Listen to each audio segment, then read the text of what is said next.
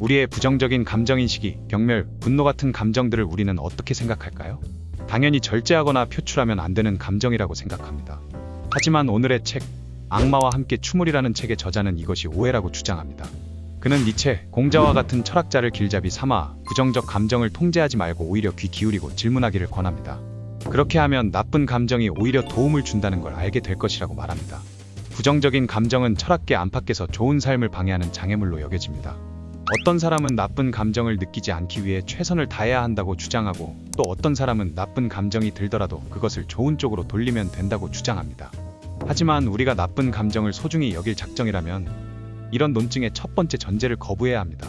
즉, 나쁜 감정은 좋은 삶을 가로막는 방해물이 아닙니다. 삶에서 감정은 분명 중요한 일부이지만 그렇다고 해서 우리와 감정의 관계가 항상 수월한 것은 아닙니다. 감정은 명확할 때도 그렇지 않을 때도 있기 때문입니다. 화가 난 건지 그저 답답한 건지 자신의 감정도 파악하기 어려울 때가 있습니다. 또한 감정을 분명하게 표현하는데 어려움을 겪기도 합니다. 감정은 우리를 놀라게 하기도 합니다. 예를 들면 배우자의 새 직장 동료를 질투하는 자신을 발견하고 당황할 수도 있습니다. 누군가의 거친 말 한마디에 예상보다 더 큰 상처를 받고 눈물이 왈칵 쏟아지기도 합니다. 이처럼 감정을 종종 읽기 어려운 까닭은 우리가 감정의 일부는 통제할 수 있고 일부는 통제할 수 없기 때문입니다. 우리는 느끼고 싶은 감정이나 느낄 거라고 예상하는 감정을 항상 느끼진 않습니다. 느끼지 않는 감정을 억지로 느낄 수 없으며 이미 느끼는 감정을 순식간에 꺼버릴 수도 없습니다. 하지만 그와 동시에 우리는 감정에 영향을 미칠 수 있습니다. 화를 내고 싶지 않을 때는 자신을 진정시키려고 노력하고 슬픔이 몰려올 때는 스스로를 격려합니다. 감정은 우리의 일부이기 때문에 우리는 감정과 함께 살아갈 방법을 찾아야 합니다. 이러한 방법을 찾기에 앞서 이성과 감정에 관한 미신을 짚고 넘어가겠습니다. 감정에 관한 가장 큰 미신은 머리 대 가슴이라고 불리는 것입니다. 이성과 감정은 서로 다르거나 구분되며 일반적으로 상충한다고 생각하는 것입니다. 사람들은 이렇게 말하곤 합니다. 논리적으로 생각해봐. 넌 감정에 휘둘리고 있어. 하지만 이성과 감정의 차이는 그렇게 극명하지 않습니다. 이성은 감정을 배제하지 않기 때문입니다. 이성을 감정이 결여된 것으로 생각하는 건 모든 이성을 의견과 감정을 배제하고 오로지 사실을 올바로 파악한다고 보며 감정은 차갑고 견고한 사실을 바꾸지 못한다고 가정하는 것입니다. 이 가정의 문제점은 이성의 역할을 오로지 사실을 파악하는 것으로 생각한다는 점입니다. 만약 여러분이 새로운 곳으로 이사하거나 직업을 바꾸는 등 인생에서 중요한 결정을 내려야 하는 경우라면 이성이 크게 작용합니다. 이러한 결정에는 연봉은 얼마인지에 관한 사실이 당연히 필요합니다. 하지만 사실만으로는 답을 얻을 수 없습니다. 우리에게 소중한 것 또는 중요한 것에 호소해야 할 때도 많기 때문입니다. 만약 대도시의 활기 속에서 발전하는 사람이라면 그 사람은 큰 돈을 준다고 해도 시골에서 일자리를 얻지 않을 것입니다. 조지 오웰은 간디의 생애를 다룬 에세이의 첫 문장으로 이렇게 썼습니다. 성인은 무죄가 입증되기 전까지는 항상 유죄로 추정돼야 한다. 간디는 대의를 위해 위험을 무릅썼으며 전 세계의 평화 운동에 영감을 준 인물입니다. 오웰은 왜 이런 성인을 의심하는 걸까요? 사실 에세이의 주 내용은 간디는 오웰의 주제일 뿐 표적이 아닙니다. 진짜 표적은 성인입니다. 오웰은 성인이라는 집단 전체를 반대합니다. 간디는 채식주의 식단에 술이나 차, 담배, 사치품, 여자 등을 금지하는 절제된 생활 방식에 초점을 맞춥니다. 거기다 자신을 따르는 사람들에게 같은 규율을 준수하게 했습니다. 이렇듯 깨달음과 평화를 얻기 위한 그의 헌신은 가족과의 갈등을 불러옵니다. 그중 가장 심각한 건 장남인 하릴랄과의 갈등이었습니다. 장남인 하릴랄은 간디의 비폭력 운동에 동참했고 그로 인해 3년 동안 6번 투옥됐습니다. 그는 마지막으로 출소했을 때 간디의 금욕적인 생활 방식을 포기하기로 결심합니다. 하릴랄은 평범한 삶을 원했습니다. 교육을 받고자 했고 직업과 가족을 원했습니다. 하지만 간디는 하릴랄이 소중히 여기는 모든 걸 불필요하거나 방해가 되는 것으로 여겼습니다. 그는 자신의 절제된 헌신을 따르지 않는 삶을 무미건조하고 동물적인 삶이라고 표현했습니다. 우리는 대부분 간디보단 하릴랄에 가까울 것입니다. 만약 모두가 간디처럼 노력한다면 세상은 좀 더 나은 곳이 되지 않을까요? 바로 여기서 오웰이 동의하지 않는 부분이 나옵니다. 그는 간디에 대한 우리의 존경심이 인간은 실패한 성인이라는 잘못된 가정에 근거한다고 생각합니다. 이 가정의 논리는 성인은 인간 삶의 최고 형태라고 보고 성인이 되기 위해 최선을 다해야 한다는 것입니다. 하지만 오웰은 과연 인간의 삶의 최고 형태가 성인이라고 가정해야 하는지에 대해 의문을 던지며 오웰이 말하고자 하는 핵심은 성인이 되려면 인간성을 덜어내려고 노력해야 하지만 인간성을 덜어내면 소중한 것을 포기하게 된다는 것입니다. 성인에는 여러 유형이 있습니다. 첫 번째 유형은 감정통제형 성인입니다. 이런 성인들은 나쁜 감정은 정원의 잡초와 같아서 다시 자라지 못하도록 땅에 소금을 뿌려야 한다고 생각합니다. 감정 통제형 성인은 감정을 더 잘 통제하면 더 나은 삶을 살 수 있다고 생각했습니다. 감정 통제형 성인에 따르면 감정은 정체성을 유지하는 능력을 위협하기 때문에 우리는 감정을 억눌러야 합니다. 하지만 그건 우리가 감정을 수동적으로 받아들인다고 가정하기 때문입니다. 감정은 수동적이지 않습니다. 예를 들면 한밤중에 부엌에서 쿵쾅거리는 소리가 들리면 순식간에 두려움이 생깁니다. 혹은 병원에서 기다리는 시간이 길어질수록 짜증이 점점 생깁니다. 또 다른 가정은 감정이 비합리적이라는 생각입니다. 일반적으로 우리가 감정을 비합리적이라고 하는 이유는 감정이 이성에 반하기 때문입니다. 하지만 이성과 감정은 뚜렷하게 구분되지 않습니다. 감정은 논리적일 수 있고 논리는 감정적일 수 있으며 특히 인생의 중대한 선택을 고민할 때는 더욱 그렇습니다. 그러나 감정 통제형 성인에게 부정적인 감정은 착시 현상이나 잘못된 믿음과 같습니다. 감정 통제형 성인에 따르면 우리가 그런 감정을 느끼는 이유는 삶이나 세상을 바라보는 방식이 잘못됐기 때문입니다. 세상이 실제로 어떻게 돌아가는지 이해하면 감정도 그에 따라 움직이고 더는 이에 휘둘리지 않을 것이라고 생각합니다. 소설가 조지 엘리엇은 소설 벗겨진 베일에서 바로 이 문제를 탐구합니다. 책의 주인공 레티머가 갑자기 예지력이 생겨서 사람들의 생각을 읽고 미래를 보게 됩니다. 그는 자기 인생이 정해져 있다는 사실을 알지만 마음이 편치 않습니다. 그는 환상 속에서 자신의 끔찍한 미래를 보지만 실제 미래가 나을 것이라는 희망을 버리지 못합니다. 그래서 그는 변덕을 부리고 억울해하며 모든 일에 예민하게 반응하게 됩니다. 결국 그는 사람들을 피하는 것으로 문제를 해결합니다. 자신을 고립시킬수록 더 평온해졌고 친구와 가족보다 별자리와 먼 산에 더 큰 유대감을 느꼈습니다. 우주의 진리를 알면 내면의 평화를 얻어야 하는데 그렇지 않다면 사람들과 어울리는 법을 모르는 사람으로 변한다면 그게 과연 가치가 있을까요? 우리가 질문해야 할 건 삶이 왜 안락이자 같아야 하냐는 것입니다. 하지만 여러분은 그래도 나쁜 감정에 대해 뭔가 조치를 취해야 한다는 생각이 머릿속을 떠나지 않을 것입니다. 나쁜 감정은 우리에게 온갖 고통을 주지 않나? 결국 다른 사람에게 상처를 주지 않나? 이런 질문이 당신을 괴롭힌다면 여러분은 또 다른 형태의 감정 성인을 만나야 합니다. 다음으로 살펴볼 감정 성인 집단은 감정 수양형 성인입니다. 감정 수양형 성인은 나쁜 감정은 뿌리 뽑거나 억누를 것이 아니라 수양하거나 변화시켜야 한다고 생각합니다. 그렇다면 감정을 어떻게 단련해야 할까요? 감정 수양형 성인은 감정을 컨트롤할 수 있고 개선할 수 있다고 생각합니다. 그중 한 가지 방법은 외면을 내면으로 방법입니다. 예를 들면 일반인도 그 분야의 전문가처럼 옷을 갖춰 입으면 타인에게도 스스로도 전문가처럼 느낀다는 것입니다. 또 다른 예시로는 감사하다고 느끼는 모든 일의 목록을 작성하거나 감사한 일을 세어보는 것입니다. 긍정 심리학 연구에 따르면 이런 습관은 감사하는 마음가짐을 기르는 데 도움이 되며 이를 통해 더 행복하고 건강해질 수 있습니다. 감정 수양형 성인이 감정을 컨트롤할 수 있는 또 다른 방법은 공간 만들기입니다. 공간 만들기는 당신과 당신의 감정 사이에 약간의 거리를 두어 행동하기 전에 잠시 멈춰서 자신의 감정을 되돌아보게 하는 방법입니다. 그렇다면 감정 수양형 성인은 누가 있을까요? 바로 철학자 아리스토텔레스입니다. 그에 따르면 성품의 탁월성은 감정을 조절하고 두 극단 사이에서 균형을 잡는 것이라고 말했습니다. 그는 성품의 탁월성 중 하나를 온화함으로 규정하는데 이는 지나치게 강한 분노와 지나치게 약한 분노의 극단 사이에 있습니다. 아리스토텔레스는 수사학에서 분노를 자신 또는 자신과 가까운 사람에게 정당한 이유 없이 가해진 명백한 모욕에 대한 반응으로 정의합니다. 아리스토텔레스는 남이 나를 모욕하거나 무례하게 대할 때 분노를 충분히 느끼지 못하는 사람을 어리석고 무감각하며 비굴하다고 표현합니다. 즉, 분노를 너무 적게 느끼는 사람은 부당한 대우를 받아도 이를 인식하지 못하거나 스스로 맞설 의지가 없다고 보는 것입니다. 두 가지 유형의 감정 성인은 모두 감정에 관한 문제를 해결하려 합니다. 감정 통제형 성인은 감정을 통제하면 잘 살 수 있다고 생각하는 반면 감정 수양형 성인은 감정과 협력해야 한다고 생각합니다.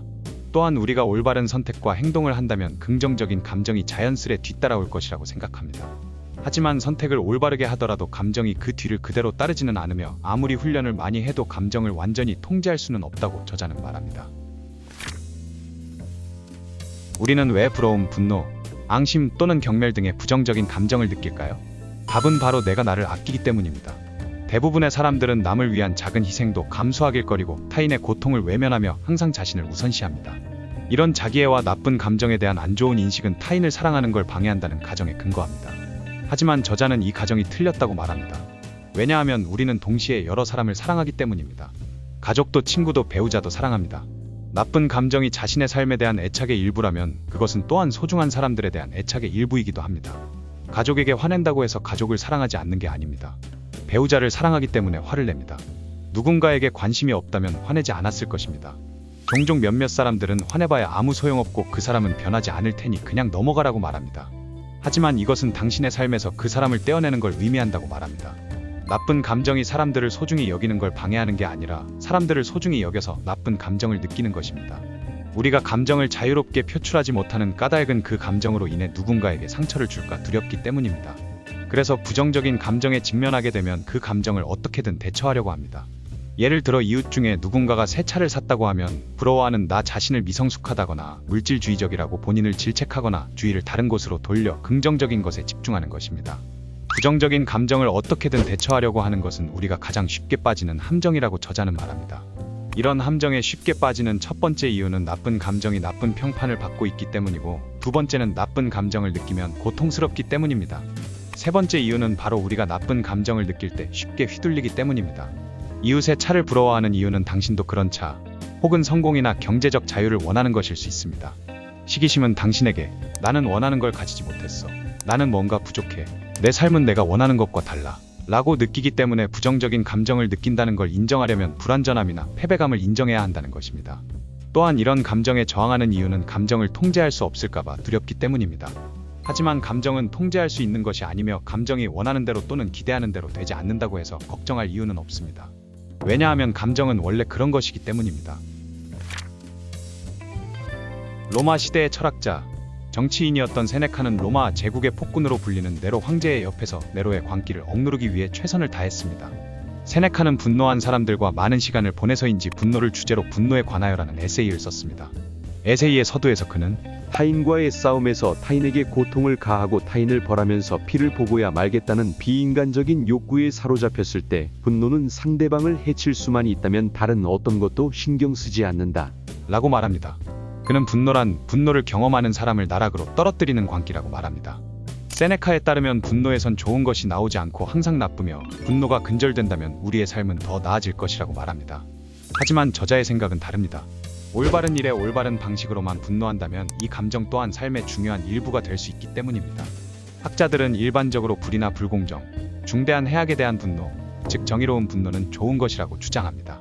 분노하지 않는다면 관심이 없는 것이다 라는 오래된 문구처럼 분노하지 않는다면 그건 세상에서 일어나는 끔찍한 일을 인식하지 못하기 때문이라고 주장합니다. 분명 분노는 견디기 힘든 나쁜 감정 중 하나입니다. 우리는 부당한 대우를 받았다고 느끼면 누군가를 비난하거나 적을 찾아내서 재빨리 자신을 방어합니다. 분노를 솔직하게 대한다는 건 반드시 바람직한 종류의 분노만 느껴야 한다거나 분노에 항상 정당한 이유가 있어야 한다는 뜻은 아닙니다.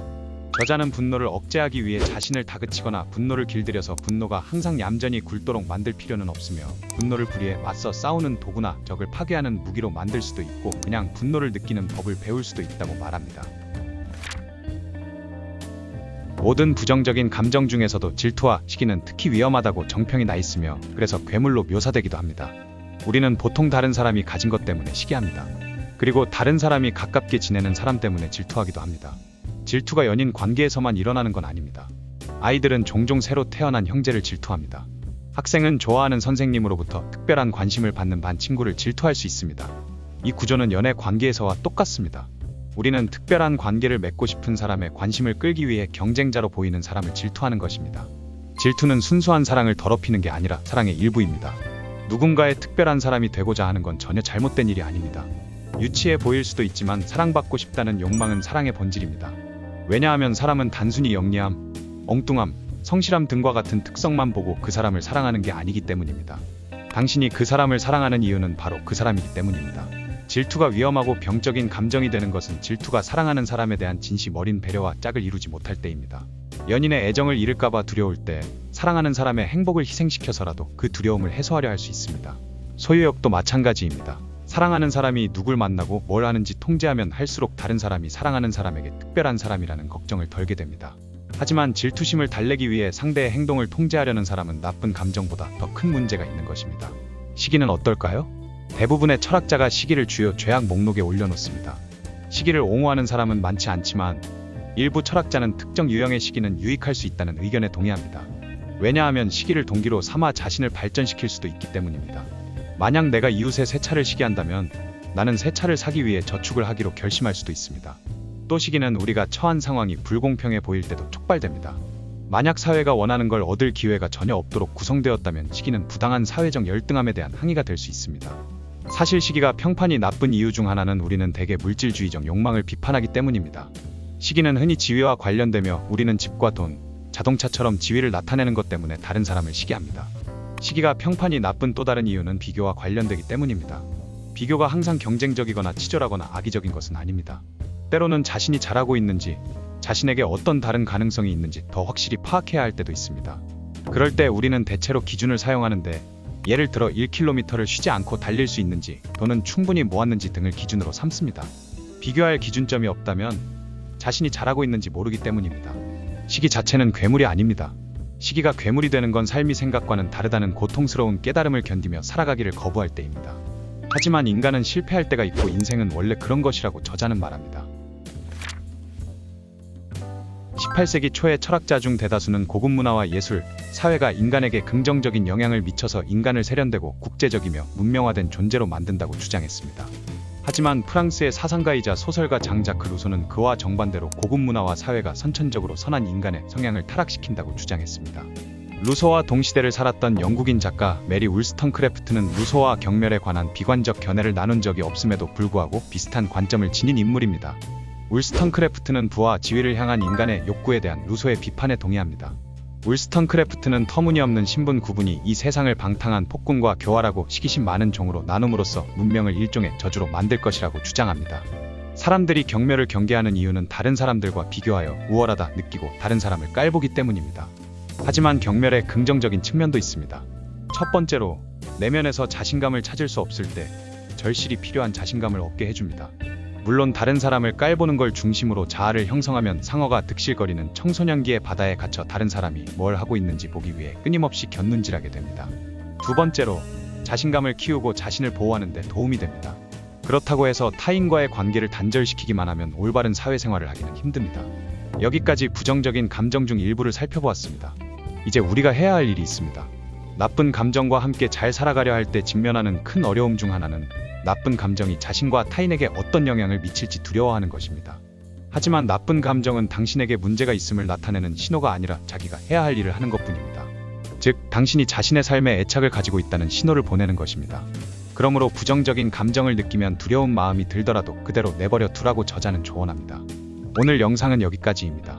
책에는 영상의 내용 이외에도 철학자들의 생각과 더 많은 부정적인 감정들에 대한 내용이 나와 있으니 더 자세한 내용을 알고 싶으신 분은 한번 읽어보시기를 추천드립니다. 감사합니다.